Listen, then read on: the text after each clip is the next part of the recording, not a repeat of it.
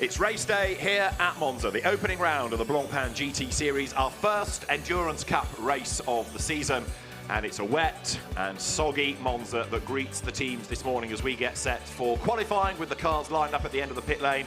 They're going to have a wet road to contend with, but a qualifying session we do have. There was a fear that there was going to be so much rain this morning, it wouldn't be safe to let the cars out, and pre-qualifying times yesterday would set the grid. But we are going to have qualifying, and that's going to get underway a little bit later than planned after red flags in Formula Renault Euro Cup qualifying in 3 minutes' time, and we'll see how the grid is going to shake up. Of course, you've got the average of the drivers these days to factor in to compare and to consolidate a grid position. It's a 48-strong entry that we have. We lost one after testing on Thursday.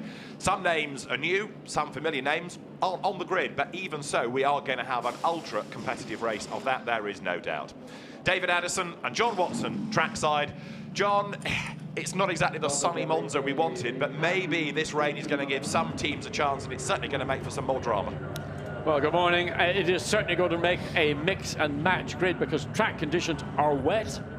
The hope is that as we go through these three individual sessions that the track might get a drying line, and there may be an optimist or two, but that's probably an exaggeration, in the pit lane that thinks they might take a punt on a set of dry weather slicks. I doubt it very much. You could see the weather forecast just a few minutes ago. It's 7.8 Celsius, 84% humidity. It's wet and cold, in other words, and it ain't really going to dry out in these 3 15-minute sessions sufficiently for anybody to be brave enough to go into a set of slicks. That's my prediction. I'm happy to be proven wrong. What it is going to give, as I say, is this very jumbled grid. And as you look down into the pit lane, Mirko Bortolotti yesterday had a lock-up.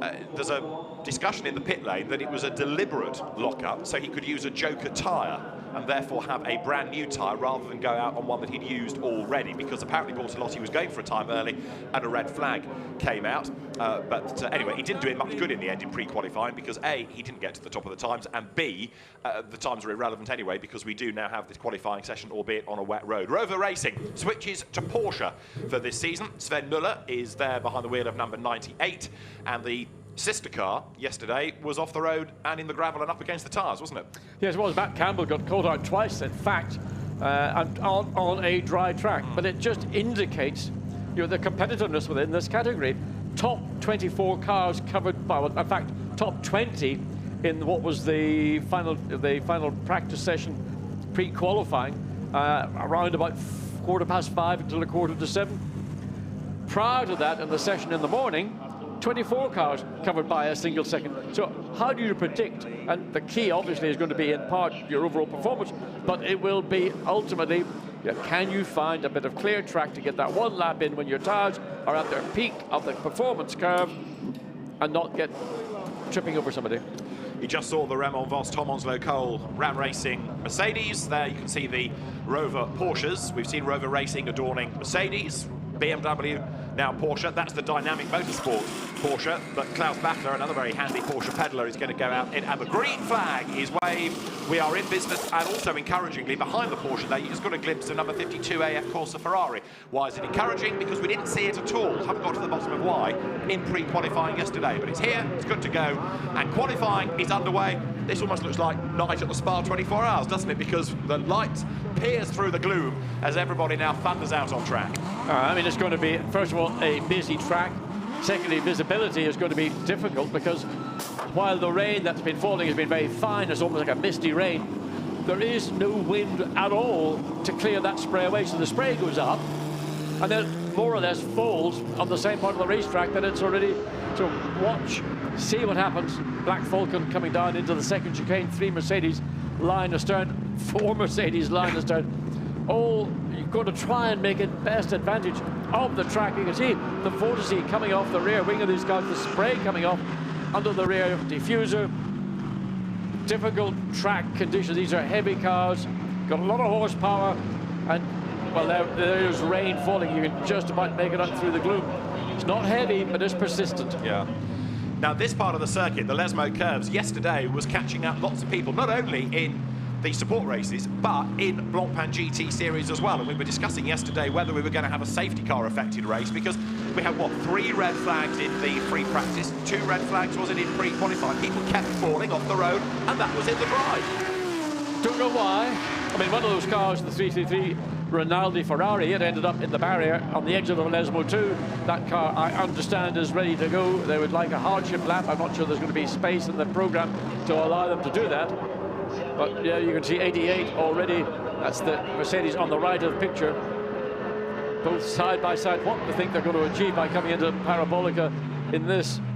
Black Falcon versus AKA ASP, and Black Falcon runs wide because it's on the inside. You can see the difficulty getting power on. So the 88 was the car that took full advantage of that and got the cleaner drive off Parabolica. Raffaele Marciello goes ahead of Yelmer Berman. What at least he's done is give himself the visibility. He's not in the spray anymore. That, I suppose, is the one benefit of that little battle. So Raffaele Marciello, who was at the top yesterday evening in pre-qualifying, he's going for the gun time now. Yes, and he's got effectively the clear track ahead of him to do so. There will still be cars coming out of the pit lane. So hopefully, if he does catch these cars, so far out of the first chicane clear. Again, everybody's staying off the racing line on the majority of the corners through the old Curva Grande, as it was known, staying way on the left-hand side, because that's in these wet weather conditions where you will find slightly more grip, not a lot, but a slightly more grip. And through the second chicane, not very much you can do through there. Just follow the line through, and then on the acceleration down into first of the 2 Lesmos. There is the new recruit into that ASP team, Vincent April. Again, the long way around Lesmo 1, trying not to put too much power. Again, watch riding the curbs. Those curbs are much slippier than the black tarmac is. Which car, if any, on this grid is better in the wet? Is there a web-footed car that's going to come alive, as it were, if it's a wet race, whereas it might struggle in the dry? The car that I might find interesting is the Jensen Team Rocket RLN, the Honda NSX, which was outstanding, 7th quickest in that pre-qualifying session yesterday. And I just wonder where that car is, because we don't have any sort of background as to what the NSX is going to do in this current GT3 guys in Europe in these conditions. But it was very effective yesterday. Yes, the Honda also, ran out of a different team, had its first ever win in the sports club race for the gentleman races yesterday evening as well. And also, that is the leading Silver Cup car from that pre-qualifying session yesterday. Now here comes Raffaele Marciello. Look, he's in the traffic, he's in the spray. He's got to go offline to get past the Rover Porsche, number 98, there as he comes up towards the timing line. But Raffaele Marciello will offer up the target time here as he goes through. And let's see what that lap is. It's a 2 minute 6.141. So 2 minute 6.1, some way off, John, what they were doing. Well, he did a 1:47.6 yesterday evening. So the best part of, what is it, 26 seconds. And the track is tricky. It's the combination of the track being wet. You can see the Porsche, which normally would expect a very good traction with the engine hung out behind the rear of the car, and that was struggling to get grip off the first chicane. It will improve as the cars continue running. There's 10 minutes of this session, and there's 2 further sessions. It's the ambient temperature, the lack of wind, and the amount of water that sort of has saturated the racetrack. It's been raining more or less since the middle of last night, and now what we've got is not heavy rain, but it's just that persistent, annoying rain, enough to keep the track wet. Sven Muller in number 98 Porsche then. What can the Porsches do? They didn't seem to be sparkling yesterday in the dry. Does the rain bring them back into the mix? Number 4 Mercedes there, getting a bit caught up in the traffic. That is Yama Berman at the wheel. We know that Yelmer is always good and tries now to tiptoe past Sven Muller, Porsche factory driver. I mean, it's a stellar cars that Rover Racing has got. It works drivers across the board, even though it's a private team. No, I mean, it is, personally, delighted to see it. Yeah. But there you had an illustration of the difficulty that Yelmer Berman had. He tried to go down the inside into Lesmo 2. Because he was on that tighter line, he had to slow down more. He only got past the Porsche, basically, because he was able to use the power and the torque of the Mercedes to get him alongside. Red flag, session stopped. Can't tell you for why just yet, but... well, is that one of the reasons, or is that the reason? Oh, that could be the reason, couldn't it? Davide Roda is... Oh, no, it's not. He's got going again. Well, he's got going now, but the race director has called the flag, so he's been able to get himself going, and there under a red flag is another spinner. Yes, indeed. So 2 cars on the same lap, both different parts of the racetrack. The Mercedes was off at the exit. That's Dennis Olsen. Yeah, the Parabolica, that's at the first chicane. Both the Porsches have looked not very convincing coming out of the first chicane, as if they weren't able to get the power on, and that might well have been the case in the case of the Porsche. So there's the Rover team looking at all the data and talking to Dennis Olsen on the radio to find out why he had that drama, or if there was a reason, rather than just losing traction. So Davide Roda spinning at the Parabolica where the car was. The race director calls for the red flag, and of course Murphy's Law, then the car gets going and finds a gap in the traffic. There it is, slides into shot, and yes, in these conditions you can understand why Alain Adon, the race director, didn't want it to stay there. And not an easy place to get away from. No, it's not. I mean, if the car hadn't been able to get away under its own steam, as it finally managed to do, that then would have been a truck having to go wide, a recovery vehicle to pull that car away to safety. Where the Mercedes actually ended up was not on the racing line. The racing line's on very much wider exit, but you can see the damage on the left front, so that's going to be significant. Not going to take part any further in this, 9 or so minutes remaining. Hopefully it'll get out. Let's watch and see. Oh, what was going on there? So the number, number 25, Santa Lock. But then totally independently, loss of traction at the rear from the Mercedes. Now everybody has got a traction control adjustment within the cockpit. In these conditions, you'd assume more drivers, especially the less experienced ones, might dial in more traction control. The more experienced the pro drivers might try to balance that much more on the throttle. There's a double whammy here for Davide Roda, because not only is there damage and you won't be able to go back out, but if you are the cause of a red flag, you lose your best lap time. So a big academic, I would have thought, in reality, but nonetheless, it is a penalty. But if you don't have a lap time, you end up at the back of your group on the average, so it drops him even further down the grid. You're right, it is academic to a point, because it's an AM car near the back, but it puts them even further back in the pack, and of course we know what the traffic's like into that first chicane. Yes, I mean, if you're going to be that far back and you're going to be starting the race in maybe conditions not similar to what we have now, personally, I would pull over and let everybody go. Or start from the pit lane. Start from the pit lane, because frankly, if you're going to be in a 48 car or 47 car grid going into turn 1 in these conditions, other than the first 3 rows, you're going to be a complete rain out, wide out, you'll see nothing. It may even be, I mean, I know we're moving ahead a little bit here because we don't start the race until 3 o'clock, but it could even be that it's a safety car start. But probably the sensible thing. I think even in conditions as they are now, I think a safety car start would be a very good thing to consider, because it would alleviate the potential of a motorway kind of nose to tail. So right now, Raffaele Marciello is the fastest. Jim Pla is second fastest. It's Mercedes 1-2. Mirko Bortolotti is third. Romain Monti is fourth. So you've got 2 Lamborghinis there. The best Audi is fifth, and it's Dries van Thor. Sixth is Nico Bastian's Mercedes. Seventh is Lewis Williamson's Mercedes that went off the road in the very early minutes of free practice yesterday with Jack Hawksworth behind the wheel. Eighth is Simon Gachet's Audi. Ninth, Yama Bourbon's Mercedes. And 10th is Klaus Bachler's Porsche, so a decent mix. 11th, incidentally, is the best Bentley, Jordan Pepper, and you have to go to 15th to find the best Aston, and that is currently Mathieu Vazivière. So the photographer's trying to keep the lenses dry, and the teams are ready. The rain, I would say, is falling a bit more heavily than it was 20 minutes ago now.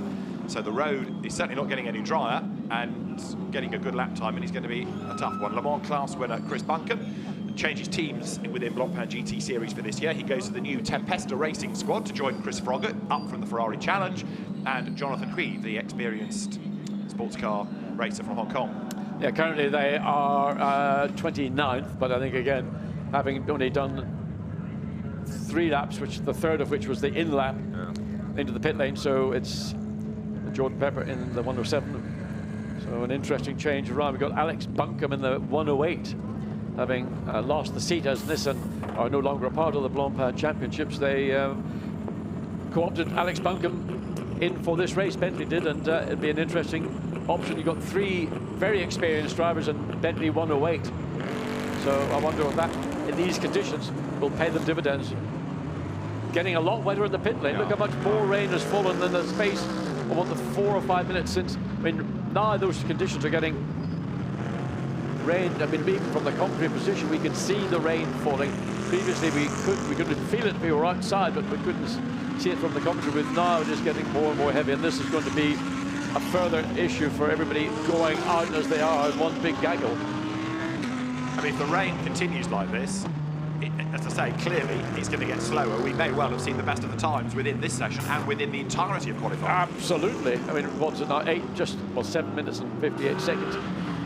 So if it maintains the level of rainfall that we're seeing now, there is not going to be any improvement, certainly at the front. No. And the whole issue then will fall into the issue of is visibility sufficient, or track conditions? Will there be any puddling, which is always a concern at high speed aquaplaning, or will it just be simply that the visibility is so poor you're not able to follow another car? I mean, hardly. The camera, which has got the ability to see through these hazes, even it's struggling now. 107 is the Bentley with Jordan Pepper at the wheel. You saw the other Bentley boys a moment ago. Jules Gounon was stood with Andy Soucek and with Maxime Soulet. Why are they 107 and 108 this year? It is because it is Bentley's centenary year, and so to celebrate the 100, the Bentleys have gained that 100 prefix. Well, there you get the graphic of what it's like on board. You can see them under rain. The wiper is efficient. It does stay on the windscreen. It's amazing how they can get these wipers at high speed to stay on the windscreen. There's a certain amount of wind pressure will clear the windscreen as well as the wiper, but it's just this. Oh, the Porsche has gone off, coming out of. It's on the main straight. Another red. That's happened just at start-finish line. Another red flag. So it's come out of the pit lane and lost it, hasn't it? It's looped up pit exit. How that? You know what? Can you do that? Who's it? Is that the Golf car? No, just look and see. Wait for the lights to switch across the road. Up through the gears, accelerate, and any moment. There he goes. Whoa, bang. Well, that's a first. In all my years, that is a first. That's Ben Goethe, 16 years of age. We said yesterday when he was in the gravel, this is a big step for him, and there's another big step. Again, I would go back to what I said about the ability to adjust traction control, and I just wonder the wisdom, or I don't even know what the settings they may have had on that Golf Porsche, but certainly inexperience. There you can see the damage to the front of the car, so that's going to be a parts bin repair back down to Porsche customer service. So they'll have all the bits not painted up in the Golf colours. They may have a few spares available to them. So 108 Bentley back. So what is anybody doing? We haven't really had a recorded time because the red flag came out before anybody, I think, was able to do a flying lap in this second part of this first phase of qualifying. So Ben Goethe off the road, second red flag. Frustration for everybody that they can't get into a rhythm, but frustration that we've got this weather. Now you can see how much it's raining because the guys working on the Bentley, their overalls are saturated already.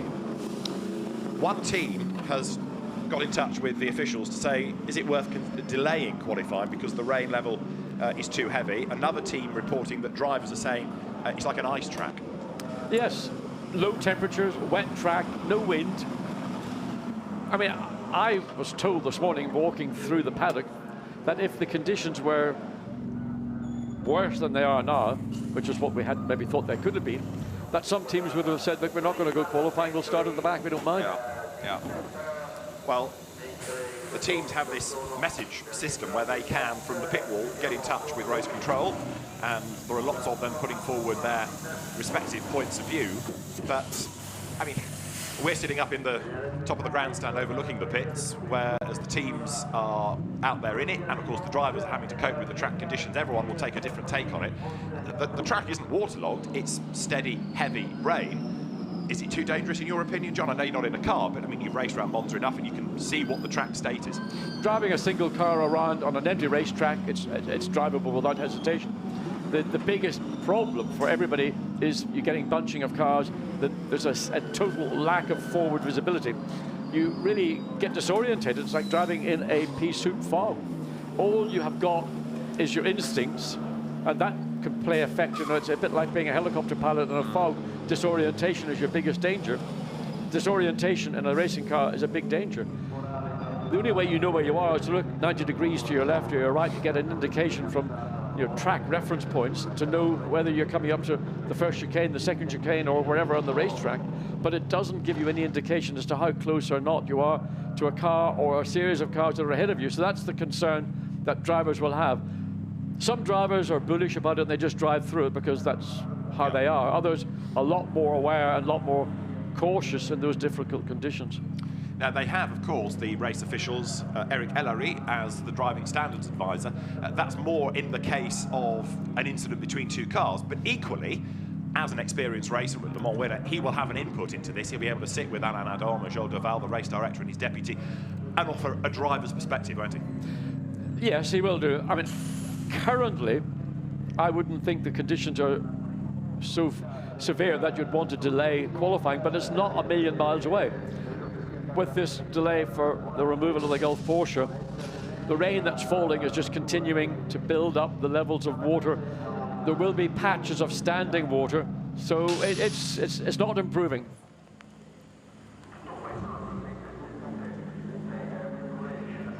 So there is Yama Berman's Mercedes, and we are not yet in receipt of a restart time. So maybe the officials are having a look at exactly what's going on.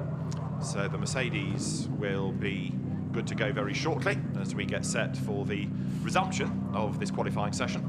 And you can see the cars are lined up ready. The Porsche has been retrieved, which is coming back now. So the Porsche being retrieved. So we are imminent, I think, to go green. Yeah, I got to. So, as I say, we will get the qualifying session back underway in a few moments' time. Davide, unbelievable. Come to Monza expecting sun and you get lots and lots and lots of rain. What do you think the track conditions are like right now? Obviously a lot of standing water. Yeah, a lot of standing water is the worst condition for us, to be honest. If it's less water, we are quite happy, but like this is our worst condition. But now is Miguel Molino on the car, and he said he was not able to do one lap for the red flag. The grip is very, very poor. Actually, we really need to stay on the top 10 now. Do you think Miguel's going to be able to match Raffaello's very quick time? I think now no, because the track is getting more wet, so Marcello was lucky and a good strategy for them because they started on the beginning and did have a clear lap. For us it will be tough now. We hope to stay there at least in the top 10. And when are you going to get in the car? Will be the third.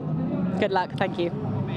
Davide Rigon, that is, that we've been hearing from, and he walks back to go and have a look at the times, such as they are.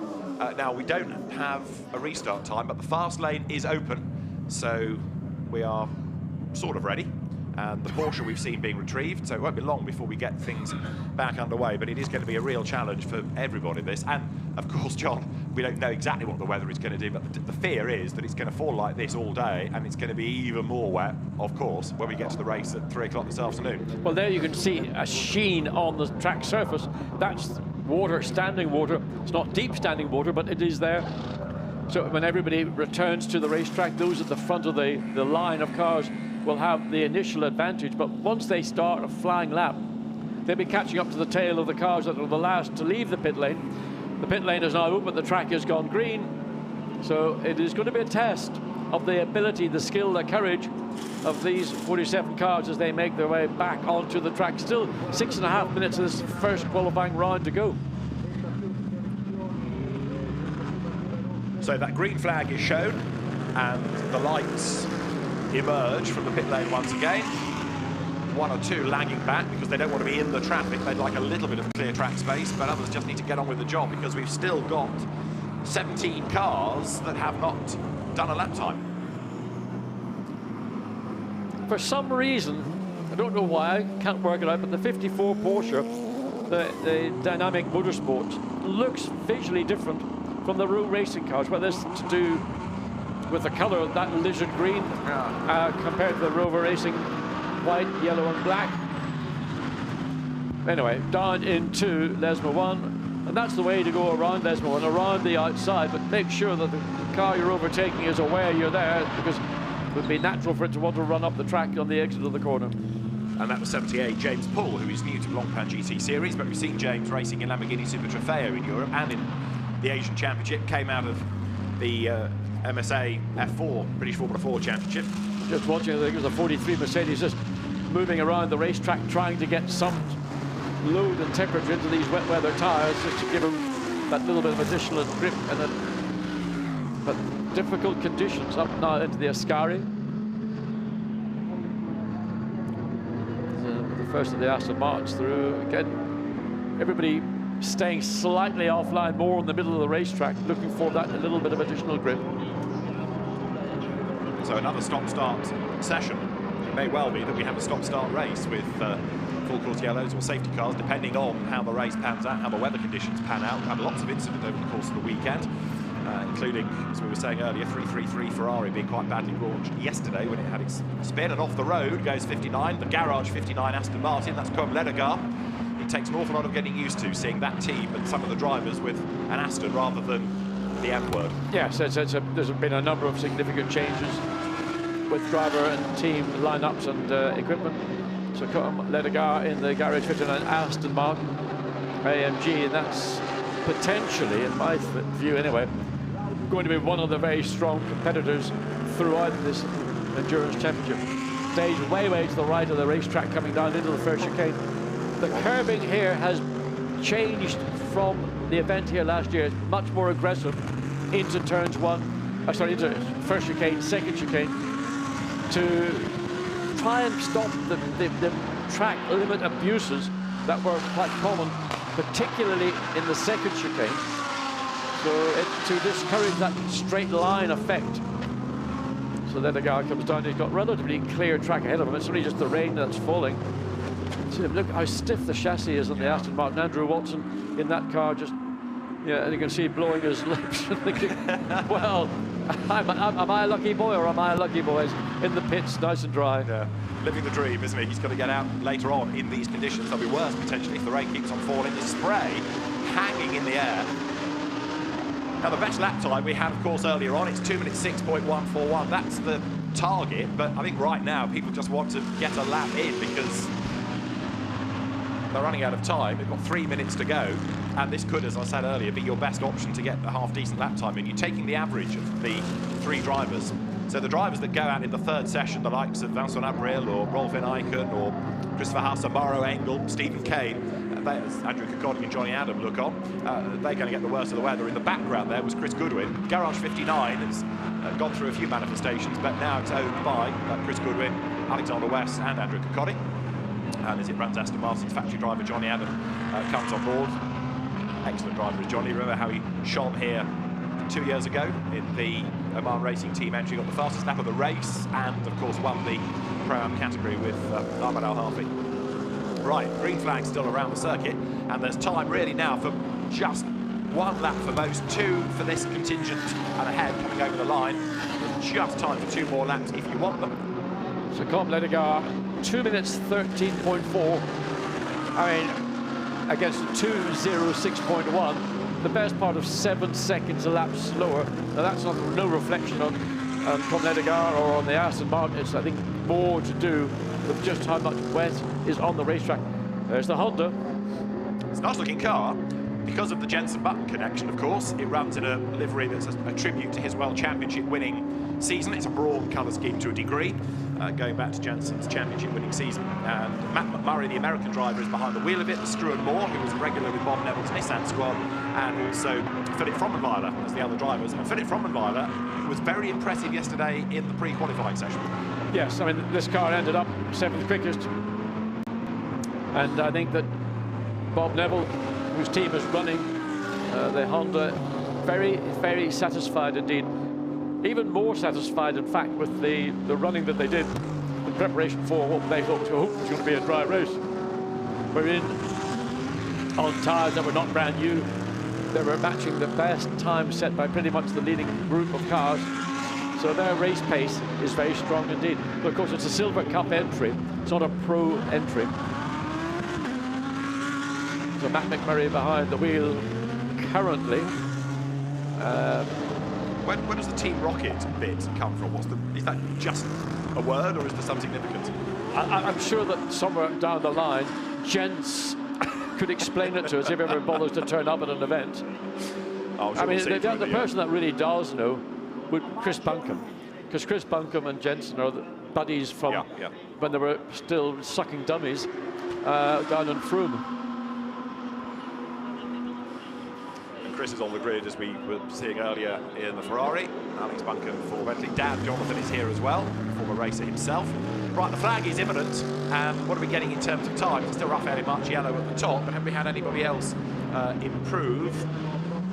Not significantly. James Paul, actually, for Barwell, has done a very good job to go 8th fastest.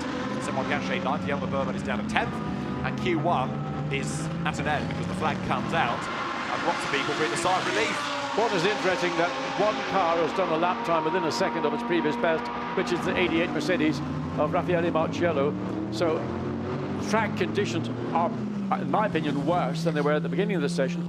But if you do find a clear lap and you've got some visibility, you can still put an effective lap time in. And that's what Marciello has done. But everybody else would be running, well, Mirko Bortolotti again, about a second off his previous best. Then you go down to Monte, and he's, well, 13 seconds off his previous best. Dries van Voor again. Well, Dries van Voor has just set his best lap, would you believe, on the last lap of 2:08.378.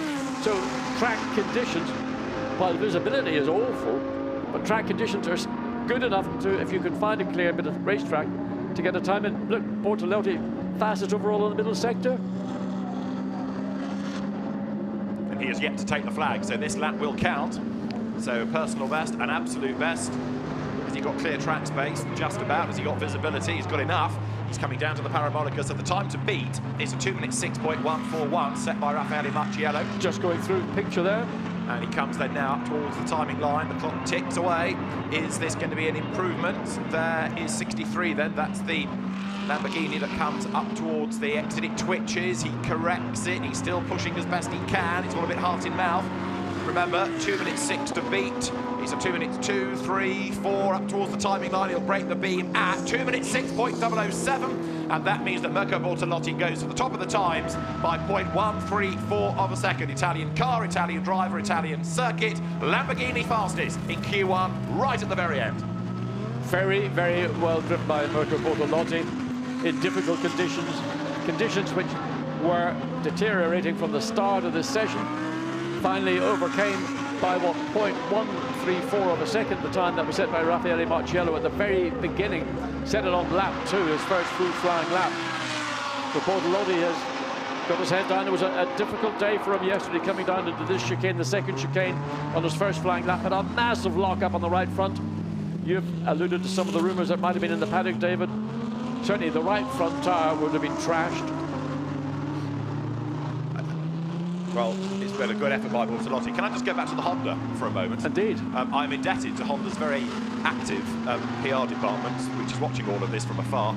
The Rocket part of the name is Team Rocket, was John Button's karting team. That's the reason that it's in there. Okay. And Jensen has taken that as a tribute to his dad. Wonderful. To put the name together. So Good. that's the answer. Thank you very much. Yeah, that's good.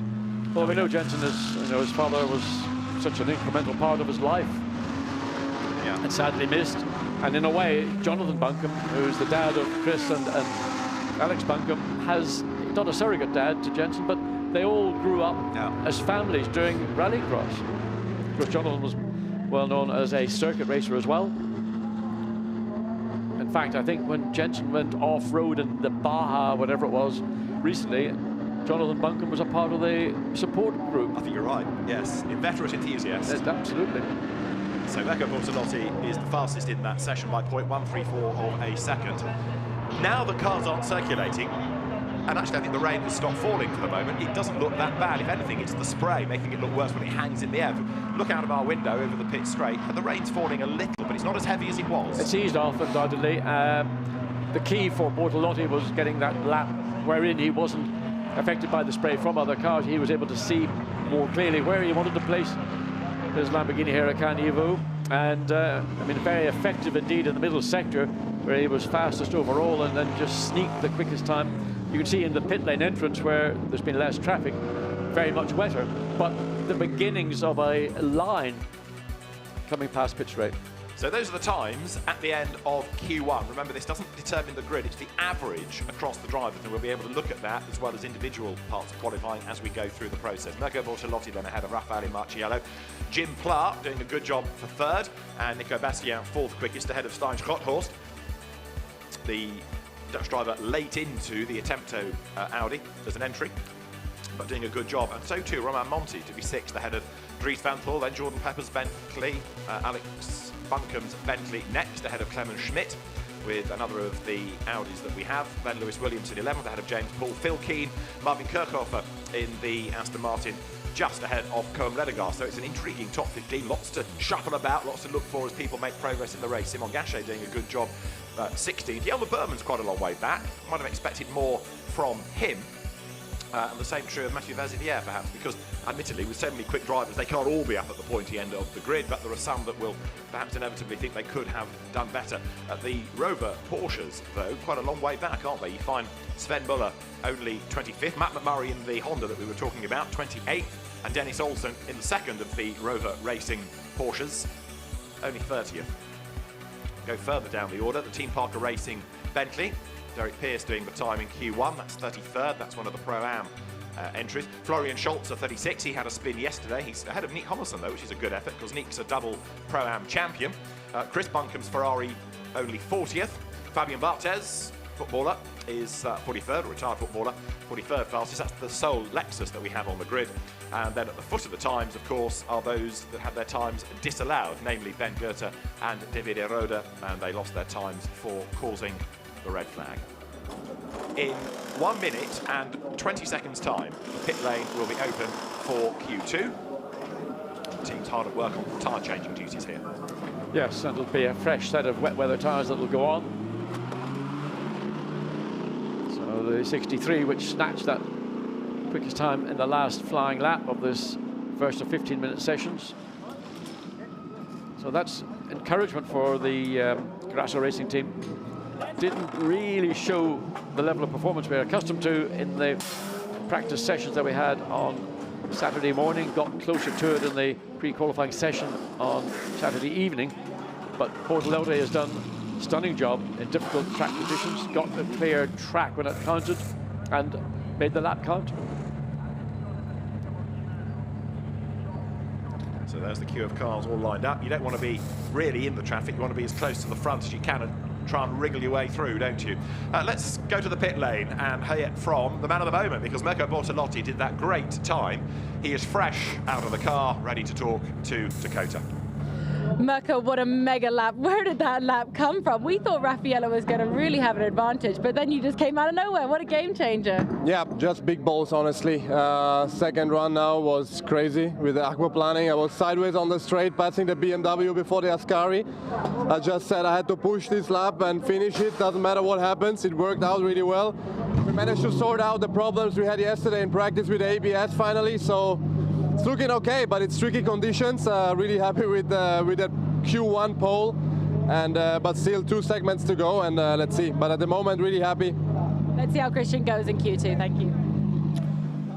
So Mirko Bortolotti walked away to get dry and warm, and also to see what goes on in Q2. Right, what are we expecting out of this then? Is it going to be the Lamborghini that's the car to beat once again, or do we need to look down the list of second drivers, driver 2 on the ID, and find those with web feet? What I found interesting is that the 2 Bentleys, the 107, 108, I think were 7th and 8th in that session.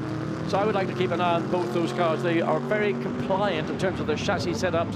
You know, they've got the rally background, so in these conditions, which are maybe more akin to the level of grip that you get in a rally than you would get on a tarmac racetrack, so maybe they can make some movement forward.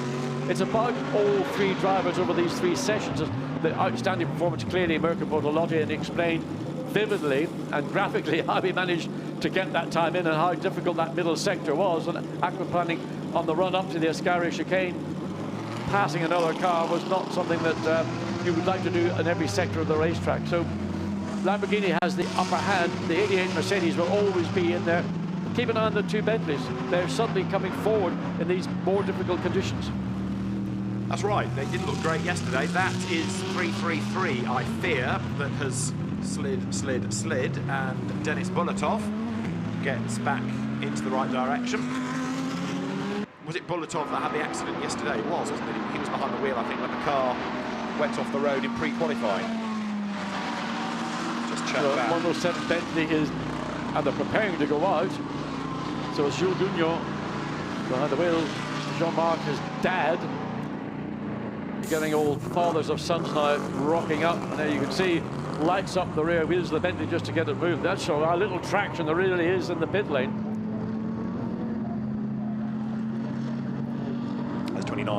out on track, which means that for the purposes of Q2, the Raton Racing by Target car is Thomas Antonio Fornet at the wheel. So we're getting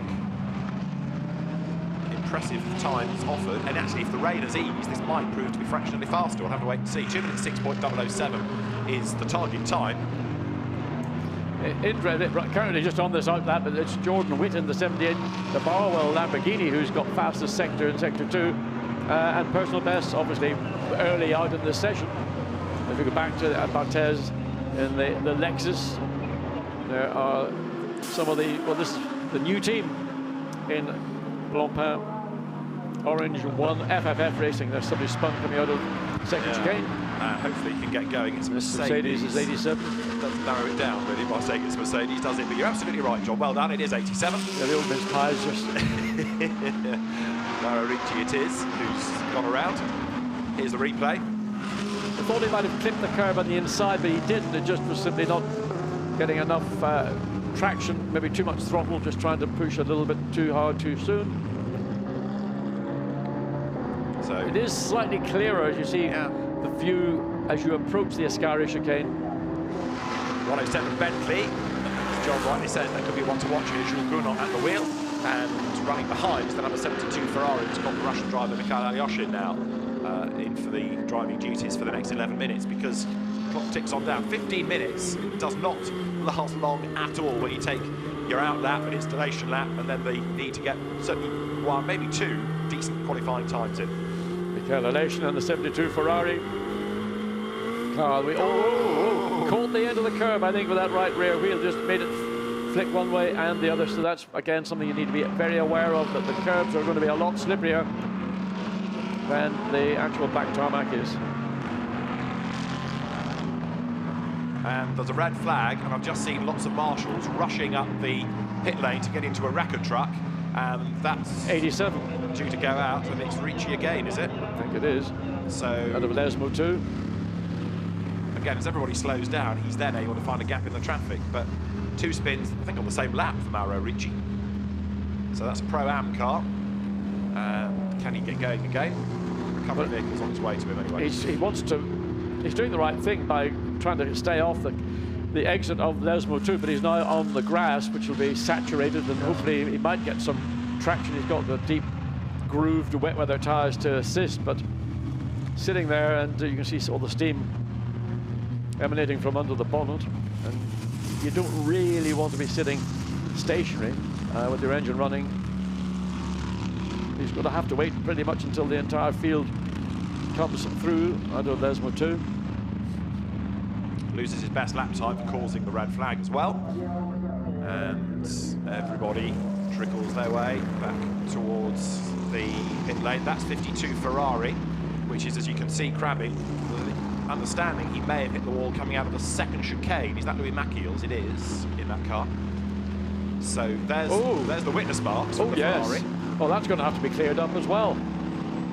No. Yes. If you put that debris and the crabbing Ferrari together, I think we know what's happened. Yes, indeed. Yes. But just I wonder, is there, you can see there is oil on the racetrack. You can just about pick up, there's been damage to the oil radiator or the oil cooler. There is something that car is dropping as it makes its way back. So there will be additional hazards for drivers. On my way up the M27 the other day, 2 truckies, usual story, crashed, but it ruptured the fuel tank of one of the trucks. And it happened just before I arrived. I drove through this river of fuel, and for about a mile up the road, I had no traction. The car was crabbing. It was scary. I'll bet. There is going to be, whether it's oil, I think it is oil, going into Lesmo 1, all the way up the racetrack into the Ascari, coming down into Parabolic, and whether the car will have enough oil in it to get back without doing damage. It doesn't appear that there's very much fluid coming out of it.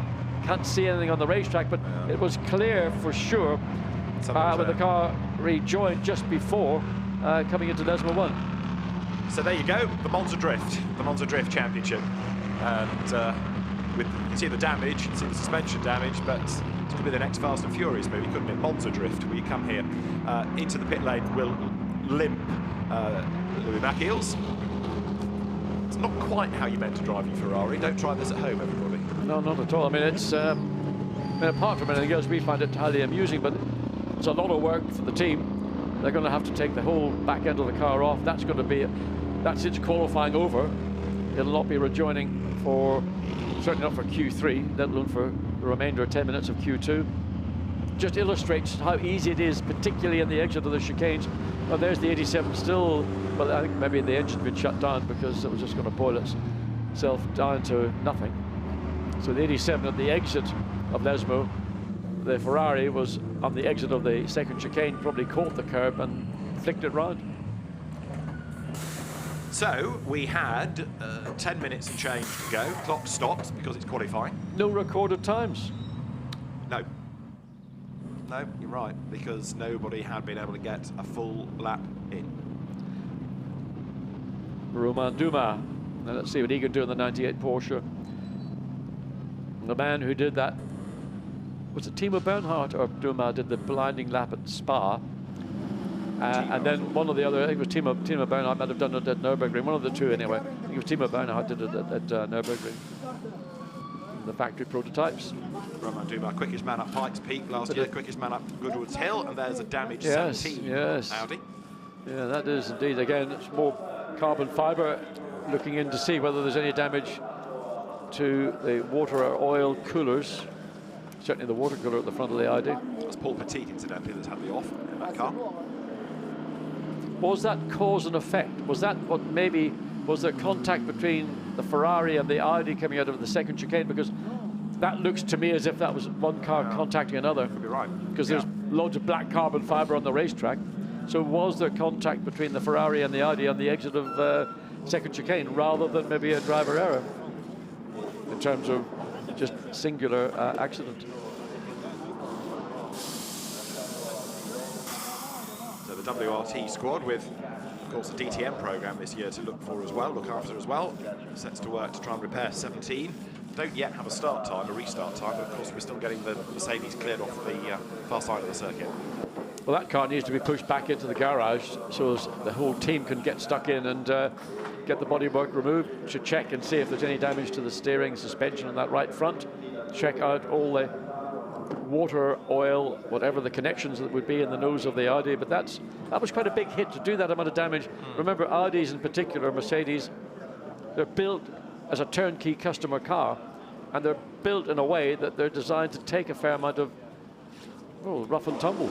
There, the car, they're going to try and sneak it in. There's just a bout space between the sister car. Yeah, in the garage she goes. Yeah, too bad it don't have to continue in the session. No, that ain't going anywhere this session. Now, at the far end of the pit lane, one of the course cars has arrived. Not sure that's yet a concern. Might just be getting itself ready for the races, which will get underway at Monza after the qualifying session. But nobody has been allowed down the fast lane yet, so we're still a few minutes off the session getting back underway. But track conditions are certainly better than they were during the stoppages in Q1. They're not great, but they're better. Garage 59 there. Bentley, the M Sport cars, lined up good to go. 48 cars we have due to take the start. We lost one after testing on Thursday. Yeah, so sort of everybody's sitting waiting. There, temperature, track temperature 7.2 Celsius. Humidity is up to 92%, which indicates that the rain is increasingly, and 6.9 ambient. I mean, it is bitterly, miserably cold and wet and horrible. And for the drivers, they're actually quite comfortable. The cars are warm inside, but it's the poor team and engineers now why the Mercedes needs to be lifted up, and even the drivers getting out and giving a bit of guidance and hand to it. Whether he just got the nose down, that hopefully won't do any damage to the front splitter, because you can see where the center of gravity and the weight distribution in the Mercedes is. It's pretty much in the front of the car. Paul Petit, whose Audi we've just been looking at, he's been asked to go and see the stewards after qualifying, so I think there was some contact between him and the Ferrari. I would say, coming together, isn't it? Educated guess that the Ferrari and the Audi has punted the Ferrari into the barrier and done himself not much good with the damage that would be in the right front of the Audi. So yeah, I think that's pretty much the case. And Louis Machiels is being asked to go and see the stewards as well. So the drivers go and talk to the officials about who did what to which and to whom. The hardy fans are raced, ready to see action on track, but for the moment, there's not a lot happening for them. They're the keen ones. Yes, well, you can walk all around the Monza circuit, more or less, certainly. All down the pit straight. Curva Grande you can't get to because they've got a big runoff area now, and then you've got the perimeter wall of the racetrack of the actual park. But if you can get down to Lesmo 1 or Lesmo 2, great places, I think, to watch race cars. And then the run up the Ascari chicane, one of the best chicanes in any racetrack anywhere in the world. And then, of course, the final corner, the corner by which the circuit is probably most synonymous, is the Parabolica. Oh dear, oh dear. Well, that was a bit rude. It's just, you know, traffic's coming. What are you doing? You can't just barge your way in like that. Where's the etiquette? Everybody wants to be at the front of the queue, don't they? But the officials will be policing all of this, and if they think there's been an unsafe release, then they'll be talking to the team quite strictly. Well, I mean, everybody's anxious to get in the queue as far up the queue as possible, but if there's no room, you can't just barge your way in.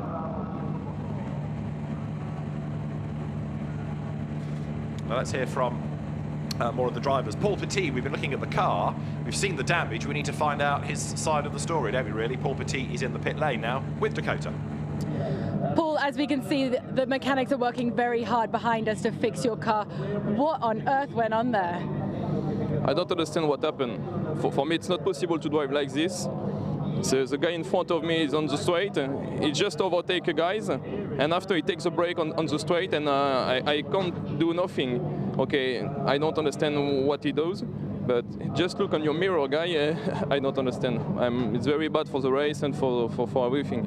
Do you think the damage is fixable? No, it's finished for the qualifying. Okay, well, under circumstances, that's a shame. Thank you. Yeah, I mean, clearly he's not going to get back out again in this session. Whether they can effect a repair in time for Q3, probably unlikely. But nobody in Q2 has recorded a time. We've got 10 minutes in which the chance to do that, assuming we don't have any further delays. But Q2 is turning out to be a little bit tricky for everybody.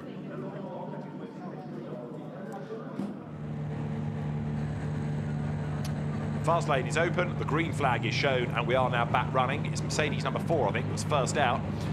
So everybody blasts away, and now the importance very definitely is there to get a lap time in. Clock now ticking. You're sitting in the pit lane. You're going to lose maybe a minute or a minute and a half waiting for this whole line of cars to find. Now there's the Bentley 108. That's the car Alex Buncombe is in. I'm just looking to see who's in that car. We've got the timing and screw. Who's in the car? Is it 108? 108. Is it Sule or Suchek? Suchek.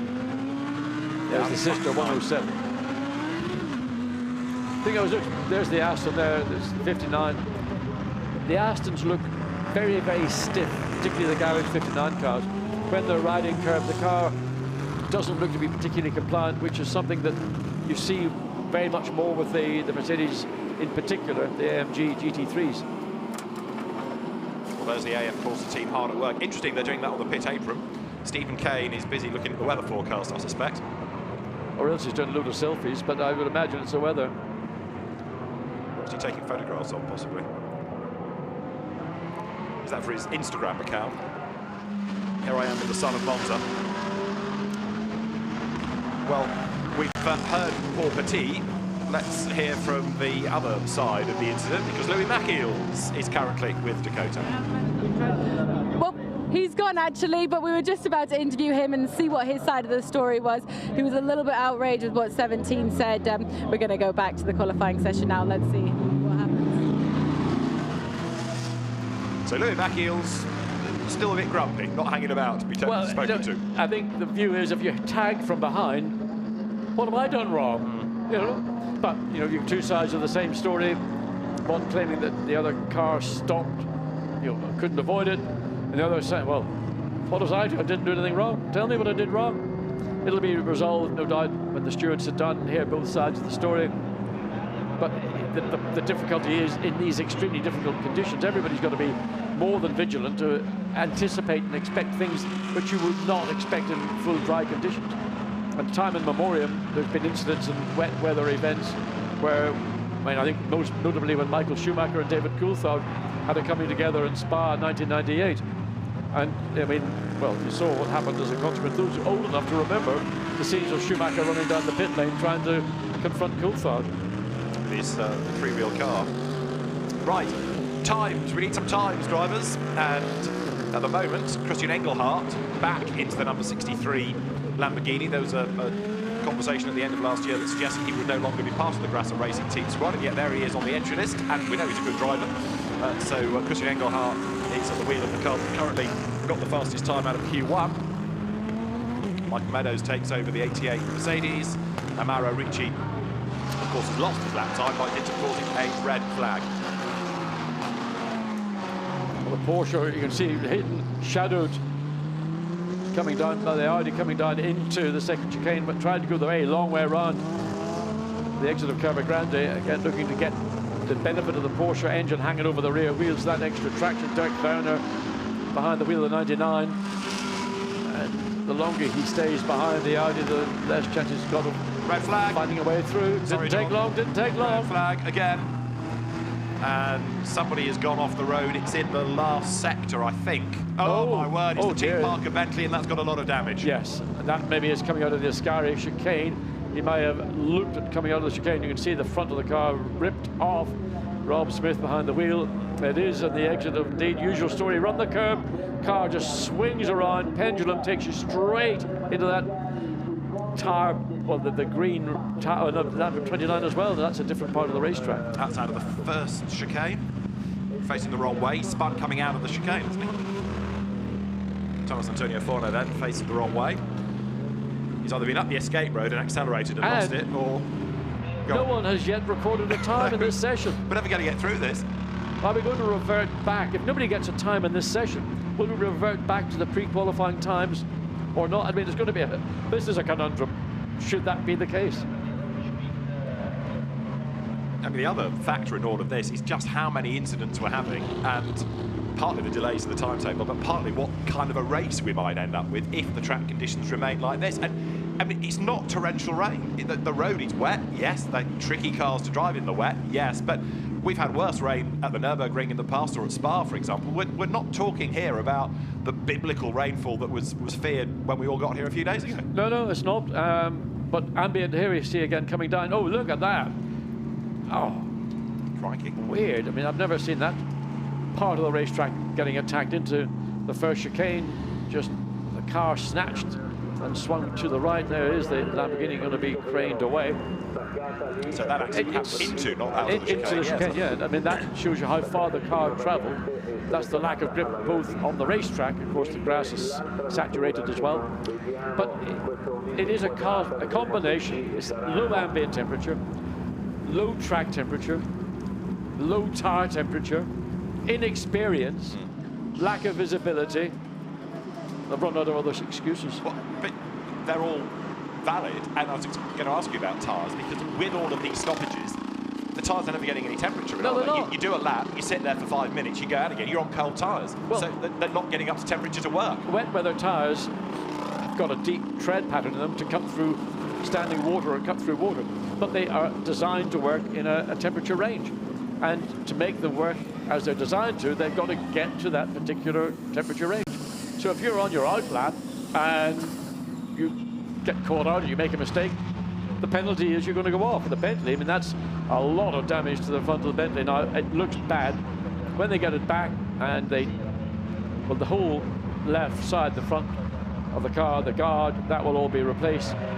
It might be a more superficial impact. Remember, the Bentley is a mid-front engine car, engine set way, way, way back in the chassis. Concern might be the actual crash impact chassis rails, which you see predominantly on the Mercedes, but also on the Bentley. Those hopefully have not been damaged, but that was a heavy impact for the Parker Bentley. And of course, we're seeing largely at the moment the amateur drivers being caught out, aren't we? So it's perhaps inevitable, but the amateur drivers less experienced, struggling in these conditions at the moment on these freezing cold tyres. I mean, we're indoors, but we're hardly warm up here, are we? It's Well, a cold old day. So we start again. 7 minutes remain, and still, as John rightly says, nobody has done a lap time in Q2, and the teams sit and wait, and the track workers, the marshals, the recovery team retrieve yet another car. Well, we're now at coming up to a quarter to 11, and qualifying should have been finished by now. Yeah, exactly. So how many red flags have we had in this? Now that's four. Well, four across the two elements, isn't it? There is the Lamborghini being craned away. And you can see where the incident started, where those marshals on the top of your screen are now moving onto the grass. So the car went from that impact point all the way across the entrance to the first chicane, all the way down the grass, and ended up at the exit. Well, for Stuart Parker's team, they've got a lot of work to do on that car, and the race due to start at 3 o'clock this afternoon, but if the timetable slips, it could be late. Let's see if we can catch up with anybody else in the pit lane. Struan Moore, we were discussing earlier on with the very smart looking new Honda, run from Bob Neville's squad. And Struan Moore is in the pit lane with Dakota. Struan, an old face to Blancpain, but a brand new car. How's your first qualifying going in that new Honda NSX? Yeah, so far so good. I think yesterday was very strong performance, but to be honest, right now it's just a total, gamble with the weather. You can see no matter what ability, you get caught out a little bit today. So, yeah, very good job by the team yesterday, and hopefully today we can keep it on track in qualifying and just, get through it basically. Obviously, every day is a learning day for you with a new car and a new team. How's that been going? Yeah, it's good. I think everyone's gelling really well, especially the relationship between RJ and Jas and Honda. Everything's been smooth, and we're learning so much every day, with limited running that we have. But it's been a positive start to the weekend, so everyone's very happy. And is there anyone you've got your eye on in terms of competition? Every silver out there, I mean, we obviously love to fight for overall, but the important thing is to stay, top class and silver. And there's obviously a couple Mercs, a couple Lambos that look quite quick. So let's see how you go. Good luck. Yeah, thank you.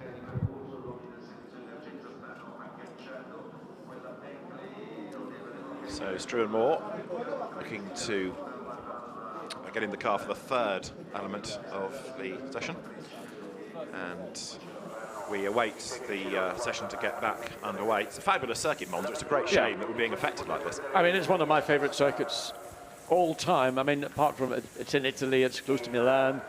It is still raining. You can see the rain just falling. It's not heavy, but it's still persistent. But it is historically one of the great racetracks of the world, and will always be there. There we can see the track map. In its earlier incarnations, there were none of these modern day introductions such as chicanes. So down to sector 1, flat out, quickest part of the racetrack into sector 1, about 270 clicks, then hard braking. And whether you go down to first gear, in case some people will go down to first gear into sector 1, then through sector 1, all the way down to the entrance into sector 2 at the second chicane.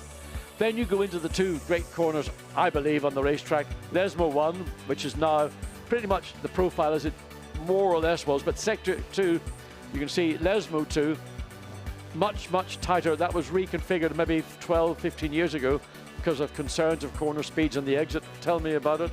And then the run from there, from Lesmo 2 all the way up to the Ascari chicane. It's not a straight, and you go under the curve, under the banked part of the original Monza circuit layout. It combined a bank circuit as well as effectively a road track up to then sector 3, and that's where you entered into the Ascari chicane. Great sequence of a left, a right, and then a really quick left back onto the back straight, the straight that leads down to probably the most famous corner here at Monza, the Parabolica. Wonderful corner, very fulfilling. Well, there is the damage you can see to the front of the Audi, and a bit of structural damage as well, and not just bodywork. The car has been withdrawn from the race. Thierry Tessa has just confirmed that the damage is too severe, and we are withdrawing number 17. Well, that's unexpected. I mean, just a quick look at what we've got here. It must be that impact leg in the front of the chassis and maybe therefore some of the mounting points in the suspension.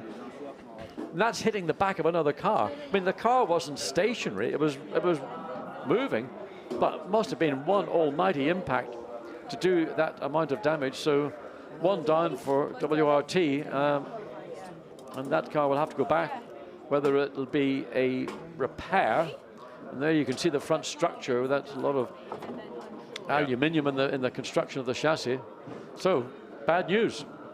It is very sad news, because Paul Petit, Shea Davis, the Australian, Alex McDowell, all coming together for the first time as a combination, and they didn't go very far. Right, we have the fast lane open. As you can see, everybody goes pouring down to the end of the pit lane, ready to get back on track.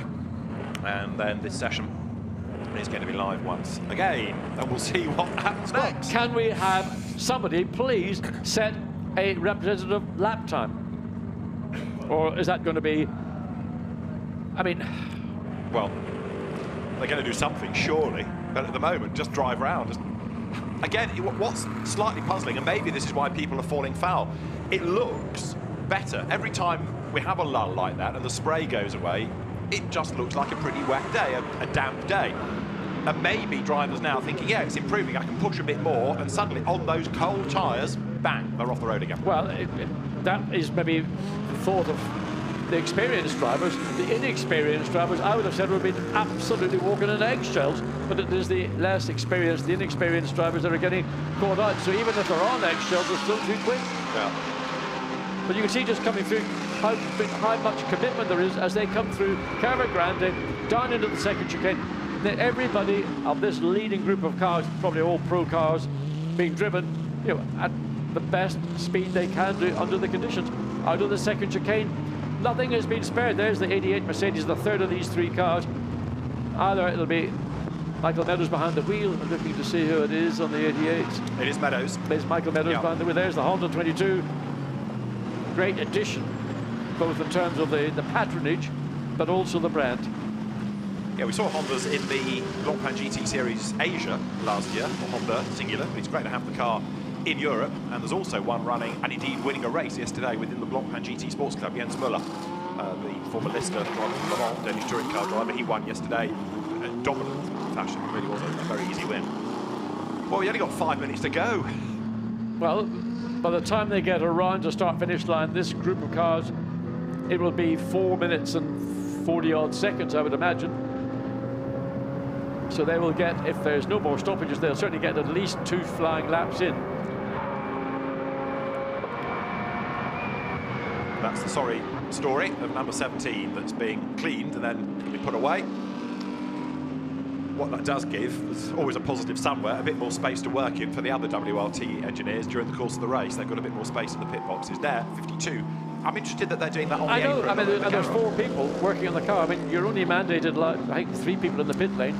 But if it goes to its pit box during qualifying, do you not lose your lap times? We'll have to look at the regulations. I think you do. I think by keeping it on the pit apron, you can still keep your lap times. Whereas if you go into the box, that's a kind of breach of park fair make conditions, and therefore you lose your lap time. Good spot. Good spot. Number 4 trying to sneak down the inside. Lucas Stoltz behind the wheel. Ezekiel Perez compact, and the number 2 out of there is the 66, Nick Foster, Australian. Well, we've seen Nick in Porsches, we've seen him in Ferraris, now in an Audi. Interesting that more and more Australians... Oh, hello. Porsche goes through, yeah. Okay, right, yeah. I was going to say more and more Australians coming not only into GT racing, but also now looking at European GT racing. Yeah, but the International Challenge, I mean, Bathurst, 12 hours. What a magnificent event that is, and many of the Australians are realising that GT3 racing on a global platform is something that you cannot afford not to be a part of.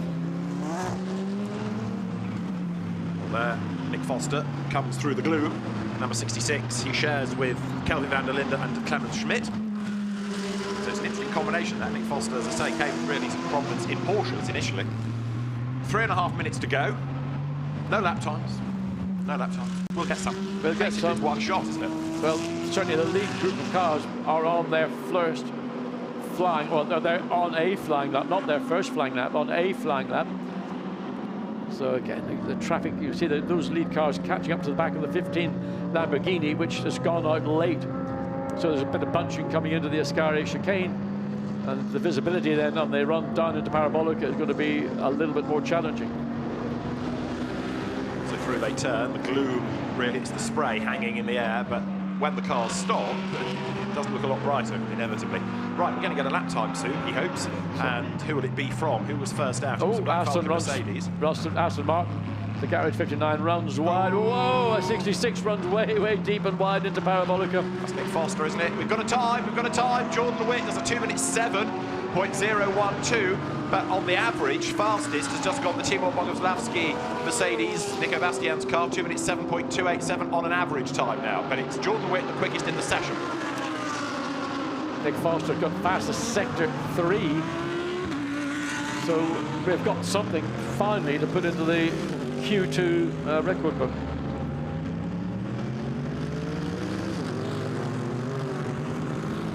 Those times are all very good, considering what we saw in Q1. Track conditions, while there's still a lot of water around, for the more experienced drivers, they're able to drag a time out. Jordan Lewitt, new to Barwell this year. He's an experienced little peddler, is Jordan.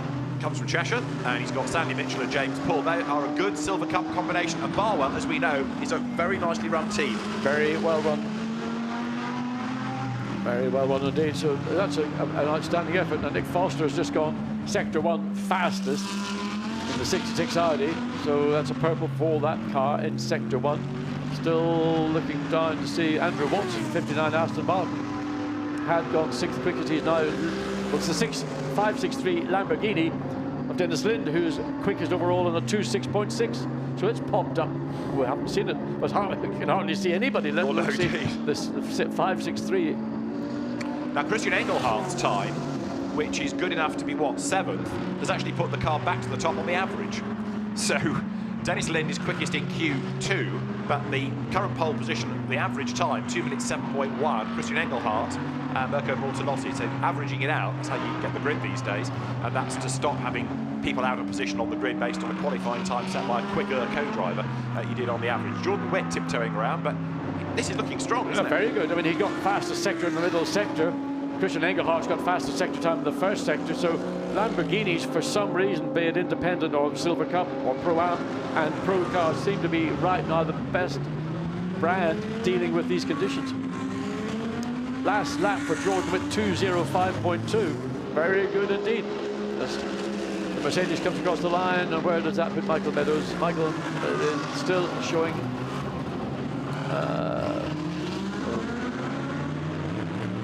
second overall, but in this session they're 7th. Yeah. So the flag is out because the clock hits 0, and so the checkered flag is shown to bring Q2 to a close. Christian Engelhardt on a quick lap, if the conditions allow. There he is through the gloom. So number 63 comes now out of the Parabolica up towards the timing line. Look at that. Sideways, corrected. The time he's got to beat in the session is a 2:05.205. He's up towards the line. Is he going to be able to do it? Yes. Let's see. He should do it. He should do it. He does a 2:05.934. That puts him 4th in the session, but they're still quickest on the average. It's the 90 Mercedes that really has been, for me, has been the outstanding run in this particular segment of qualifying. But so it's the 63 that is still the car to beat when we get into the final Q session. Q2 finished, and we managed to get through it without any further red flags. Yeah. Don't want to spoil what's going to happen in Q3, but yes, we've got that to get through, yeah, haven't we? So Mirko Bortolotti, Christian Engelhardt and Rolf Ineichen currently at the top of the times with the combined efforts of Bortolotti and Engelhardt. Now Rolf Ineichen is not as quick as they are. We've got 7 minutes before Q3 gets underway. It's going to start at 11:02, we understand. But so far it's just about surviving, isn't it, really? It's going to be I keep coming back to it, I know, but it's going to be a strange old race if the conditions are like this, because I fear we're going to have an awful lot of interruptions. It would be a shame if we did. I mean, I hate seeing races that are being under the control of a safety car, but if that's what is deemed to be the best thing to do, then it's understandable.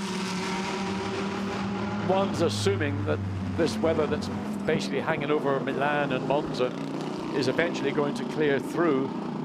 So it will undoubtedly be a wet weather tire start. Whether it remains so for the 3 hours is another matter. It might, by the end of the evening, be just about dry enough to run on sticks. And races that go wet, dry are always the races that provide, to me, the best racing as well as the most entertainment. Keeps the people on the pit wall very much on their toes, keeps the drivers hard at work also. Right, people making their way back into the pit lane now. Pretty much most people have taken the checkered flag, but it's a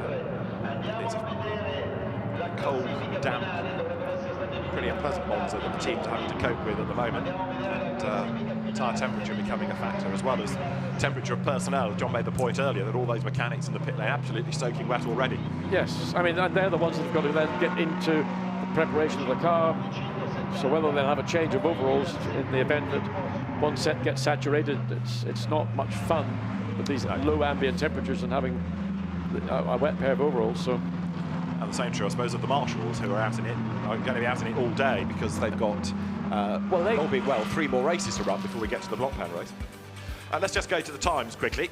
You've got the GRT Lamborghini then. This is the average that we're looking at now. Bortolotti and Engelhardt's times, giving it the average 2 minutes 5.970. Second provisionally, Nico Bastian and Timo Bogavlaski's Mercedes. They've done the driving. Raffaele Marciello and Michael Meadows are third, ahead of Clement Schmidt and Nick Foster. James Paul Jordan Witt fifth, ahead of the Scotthorsts, Stein and Peter. They are sixth. Seventh, Romain Monti and Dean Stoneman, coming back to GT cars. 8th, Andrea Calderelli and Marco Mappelli. 9th, Dries Vantoor and Ezequiel Perez Companc. And 10th now, Con Ledegar and Andrew Watson. Just giving you the 2 drivers that have had a go thus far. It could all shuffle again, of course, when we get the 3rd driver in. So that is to come in, 5 minutes' time, Q3. Look further down the order. The Porsches, the Rover Porsches, not yet sparkling.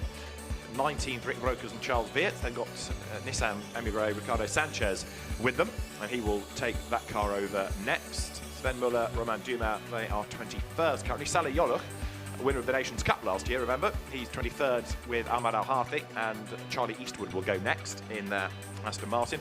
The Honda is 24th currently, and further down the order, the Garage 59 188 Aston Martin, 36th, that's the Alexander West Chris Goodwin car. Team Parker Racing, 43rd. 42nd is the number 17 Audi, but as we've been explaining, that's now withdrawn from the event because of the damage.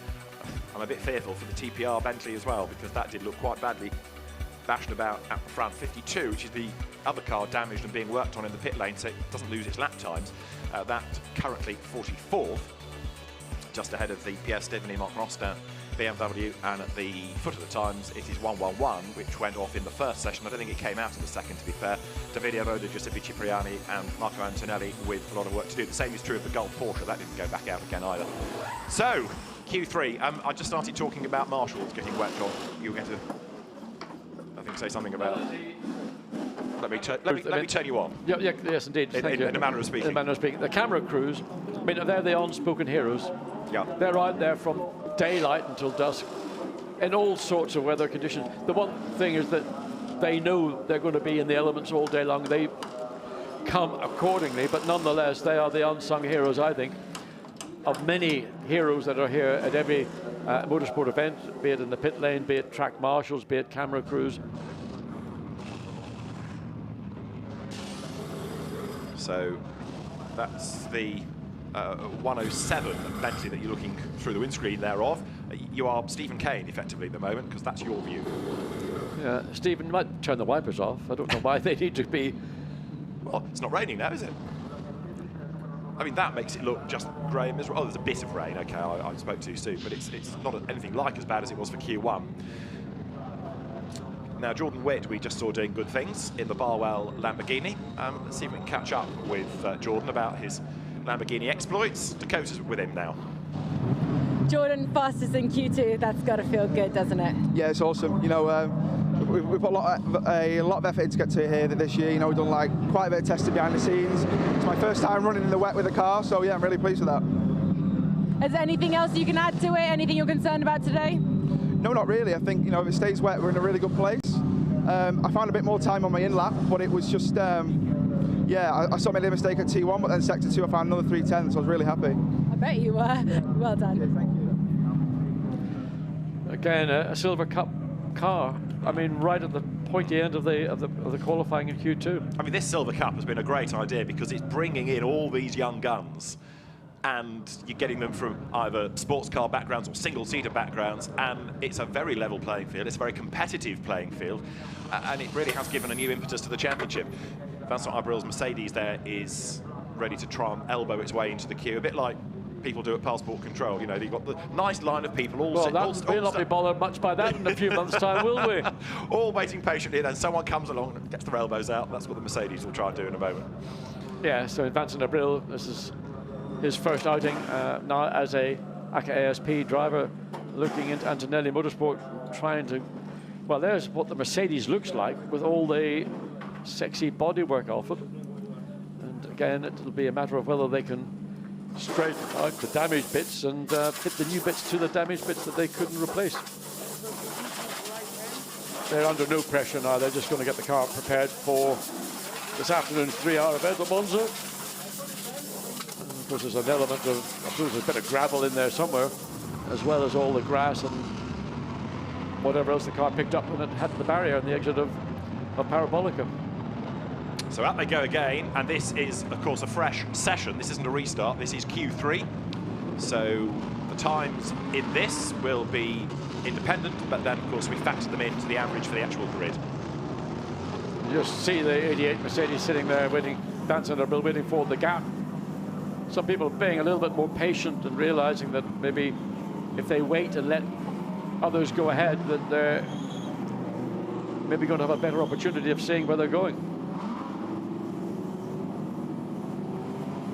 So there's the number 10 Audi ready to go. This car is being driven by Rick Broker's Charles Viert and now Ricardo Sanchez, who is going to be one to watch, moving from Nissan. I mean, Nissan's GT program is but a memory. This is a shame because the big Nissans booming past the pits were always a mainstay of the championship. They'd had good results, they'd had some bad luck, but of course they won the endurance championship, didn't they? Well, people like Ricardo Sanchez and Lucas Ordóñez came into the Nissan team through that PlayStation Academy, yeah. So, I mean, not only did Nissan support GT Racing, GT1 and then GT3, but they brought people from an area, not necessarily a motorsport area, in via the Game Boy game player. I mean, it was Darren Cox's idea, and Jan Mardenborough was perhaps one of the highest profile of that, still racing, but as the program has changed, personnel change, of course, inevitably, then so the drivers go elsewhere. But Ricardo Sanchez, at one point, it looked like he was going to stay with Bob Neville's team and race the Honda, and then at the 11th hour, bang, he was away to WRT.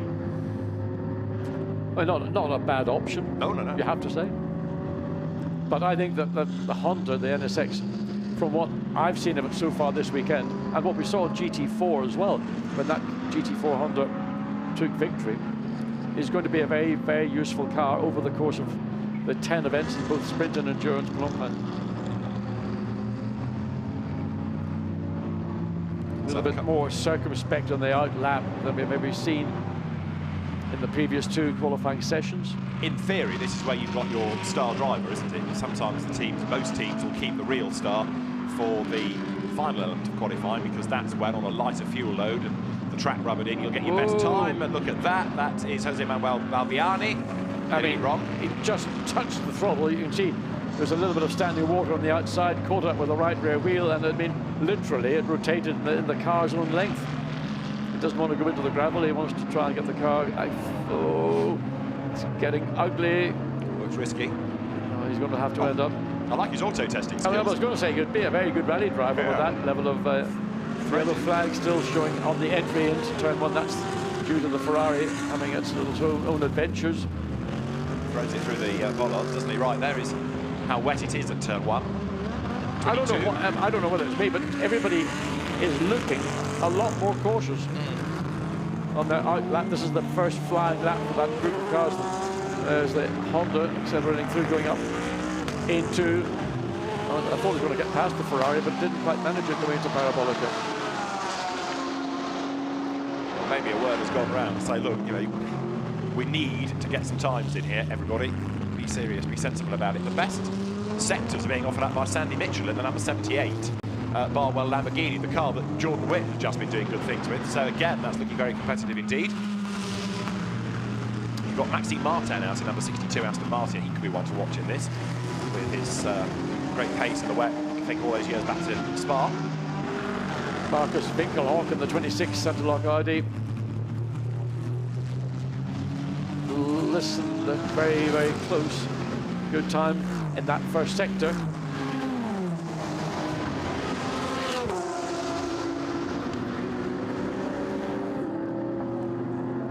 So all the way up into Ascari, so everybody being, to me anyway, a lot more circumspect. Strewn more in the Honda NSX. So expecting to see the first times from this first flying lap from the field. Sandy Mitchell 2:05, Johnny Adam 2:07 in the Aston. Felipe Fraga was fourth, third, he's now fourth. Maro Engel has eclipsed him.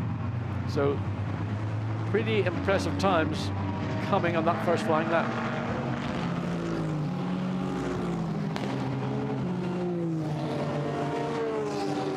So right now, the best time goes the way of Sandy Mitchell. Yeah. And the average puts number 78, the Barwell car, up to the top of the times. Kelvin van der Linde has just popped up second quickest in this session. Alex Riberas, who's on his out lap, or on an out lap, is quickest overall in Sector 1 in the number 2 Audi. And literally it's almost as if as cars come across start-finish line, we're seeing the top of the order changing. Right, number 2 then. This is the Dries Van Thor Audi on a good lap. He's got Alex Riberas at the wheel of it at the moment. Everyone, of course, is doing personal bests, but it's an absolute best that's the real key to all of this. On, in theory, a better track surface than we've had hitherto. And who else is doing good things? Rolf Eichen in number 63 Lamborghini. Now, I wouldn't expect him to be as quick as his 2 co-drivers, but Rolf Eichen is doing a very impressive job as Riberas comes around a spinning car. Is that the BMW? Can it get going? And a stop, and that might well also see a red flag because the car, they can't get it rolling quickly. So Riberas gets his time in, goes quickest on the 2:03.3. It's Carrie Roger that's sitting the wrong way.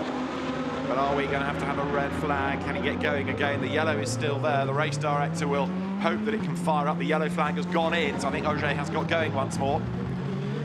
So Alex Riberas is the fastest, and that puts number 2 to the top of the times on the average, 2 minutes 6.491.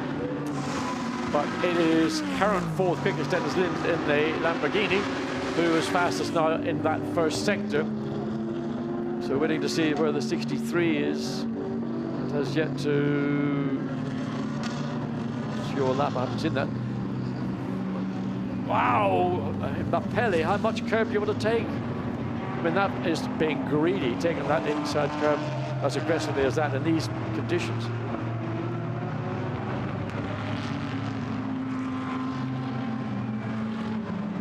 Now Mapelli pressing on as he comes down to the parabolic, but he's got stuck behind the 444 Ferrari there, which will be Jens Lieberhauser for this session. So Mapelli has got by, but how much has he lost out of all of that? Well, I'll tell you, he's been aggressive on this lap, but it looks to me that he can be aggressive. Looks like the Lamborghini is the most compliant car currently on the track. I mean, what he did coming through the exit of the Ascari chicane, and the way he had tried to attack the Ferrari coming down into Parabolica. Here we are now looking at the 88 coming through. So Mapelli has got some kind of confidence in that Lamborghini. Is Maxime Soulet currently 13th in the one-away. Bentley, he's fastest now in that first sector.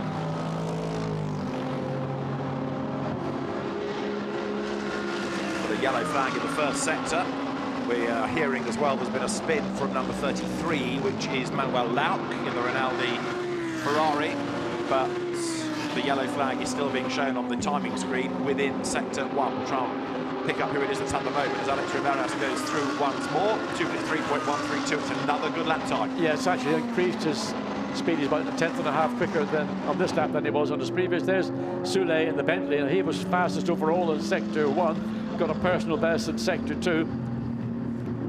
So let's see what M Sport can achieve. Doesn't use the full width of the racetrack on the exit from the Ascari chicane. 6 minutes to go. Maxime Soulet, number 108, Bentley then. There he is.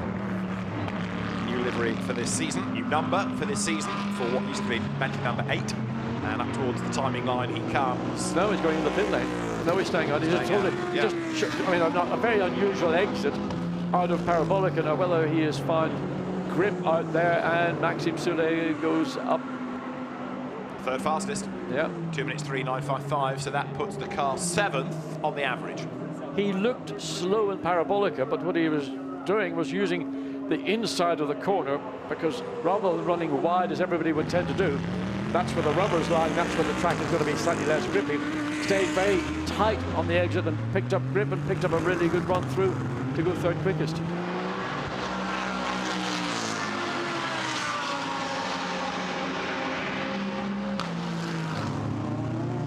So Alex Riberas is the fastest in the session, 2 minutes 3.132, and off the road has got number 10, Ricardo Sanchez, 5 minutes on the clock.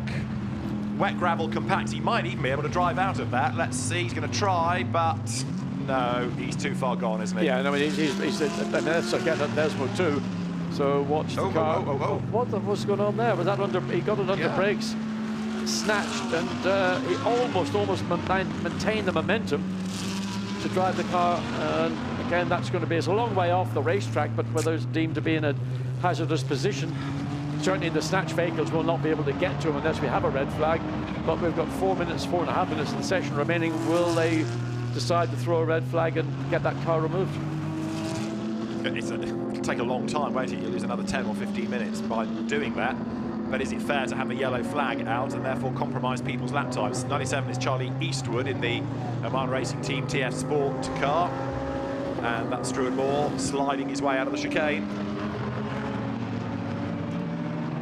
Track conditions have actually marginally improved. The rain, from what we can see in the commentary position, has eased. What we've just got now is the residue of the rain that's been falling, but again, just Stuart Moore, is he going to complete a lap? Again, using that inside line on the exit from Parabolica rather than allowing the car to run the natural exit of the corner out to the left. Stuart Moore in the 22 goes up to third, the third quickest in this session. Where does that put that Honda overall then? There's number 90 Mercedes, currently second. That's the Nico Bastianini. So Honda's in 20th place. Car. Red flag.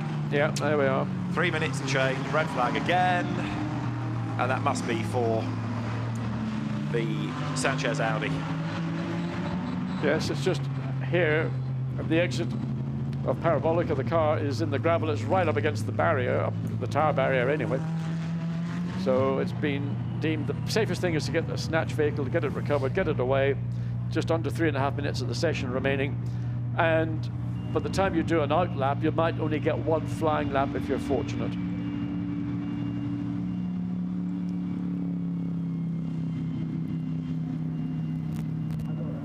So look, track much, much better in the space of the last 10 or so minutes.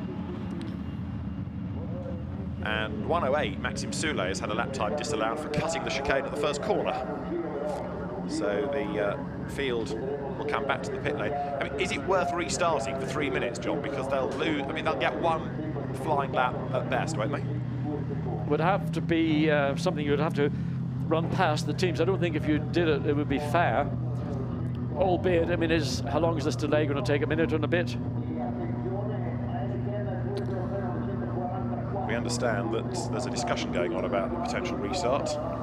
I mean, there will be people that say, oh, well, I was on a flying lap and I could have improved. I mean, it's a decision the stewards have to make, bearing in mind that there's a very full program and that's all been pushed back by what the best part of at least 30 minutes.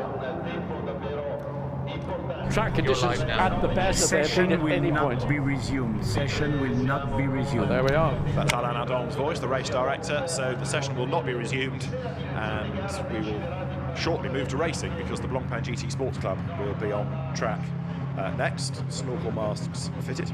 Although no, that's being a little bit flippant because the track conditions, as John rightly says, have improved over the last few minutes. It's not as bad as it was. It's not great, but it's better.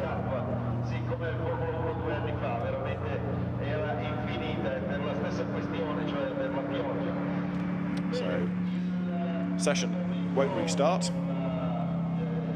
And in a few moments' time, then the grid will start to make more sense.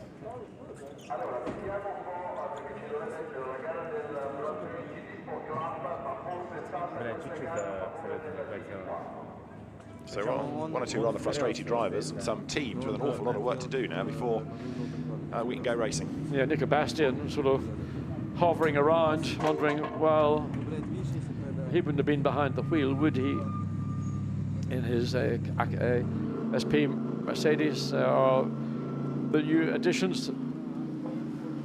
He was out in the first session, wasn't he? That's the FFF racing team. Yeah, and they've been impressive. I mean, certainly in dry conditions on Saturday afternoon, pressing the Grasser racing team. Let's have a look at the grid then, provisional grid, because there's times to sort out for one or two people being investigated, as well as cars with damage that may or may not take the start. But it means that the Bortolotti, Engelhardt, Icon Lamborghini will start on pole position by just under half a second, in fact, from Nico Bastian, Timo Bogoslavski and Felipe Fraga. This is the average, remember, of the three drivers' times. Dries Van Toor, Ezequiel Perez-Companc and Alex Riberas will line up third, ahead of Raffaele Marciello, Michael Meadows and Vincent Abril. A brilliant fifth. James Poole, Jordan Witt and Sandy Mitchell in the Barwell Lamborghini. Really very, very impressive indeed. 16th and 17th, two Rover Porsches. The Honda will line up 20th. The Oman Racing Team with TF Sport Aston 21st. Dynamics Porsche, which has been drawing attention to itself, that is 24th in the end. The Bentleys, one of them, 108, will be 12th on the grid provisionally, and only 26th is where you get the Jordan Papa, Jules Gounon, Stephen Kane car. That never really got a proper shot at a time in that much interrupted session. Number 31st is the other Barwell, 77 entry. What about those that should be higher up? Well, maybe you could have expected a bit more out of the new Tempesta Ferrari, but 38 is not bad on the average. And the ACA ASP 87 car, we know, lost its times out of Q2 after Mauro Ricci's spin. We've lost number 17 because of damage. There's a big question mark over the Team Parker Racing Bentley now with the damage. AF Corsa's 52 Ferrari, rebuilt on the pit apron. Andrea Bertolini missing the opportunity to get behind the wheel of that car, but hopefully he will be there. What about the GFX Porsche? Ben Goethe crashing that on pit exit, and that is another car with quite a bit of work that needs doing on it. So the drivers huddle together for photographs as much as for our benefit. Mirko Bortolotti, Christian Engelhardt and Rolf Enikon, they are the drivers that will share the pole position car. Sorry. Okay, guys. So a happy team. Rolf Enikon, who's less experienced, but gets quicker and quicker all the time. Let's look at the highlights of the qualifying period. Plenty of people being off the road, and we're not done yet. You're watching Davide Roda, who was the first casualty, but with drivers having improved lap times under yellow flags, even that's still being investigated now. In the spray of Q1 with a soaking wet road, it was really about staying on the black bits, but that proved harder to achieve for some than others. Mirko Bortolotti was the real gun in that session, doing a very, very good job, paddling his way to the top time in the first part of the session. Mikhail Alyoshin was also charging along, had this big, big slide and lost traction as he found the standing water, but then we had the dramas in Q2. Mauro Ricci was off the road early on, and then there was contact as well between Ferraris and Audis. We also lost the number 29 Lamborghini, that went ploughing off the road down towards turn one. Then we lost the Rob Smith Bentley, the Team Parker Racing car, with lots of front damage. Number 17, you can see the damage on the Audi. That's out of the event. We won't see that come the race. What we do have, though, is still a damp circuit, and we look forward to what's going to be an intriguing race to come later on in the day. The Barwell Lamborghini has looked strong in the Silver Cup, and it is certainly going to be fighting for a class win. So all being well, the race will get underway at 3 o'clock this afternoon. We look forward to your company for that. The highlights showing how treacherous the road has been, but we have a grid of sorts. And from John Watson and David Addison, it's goodbye. We'll see you later.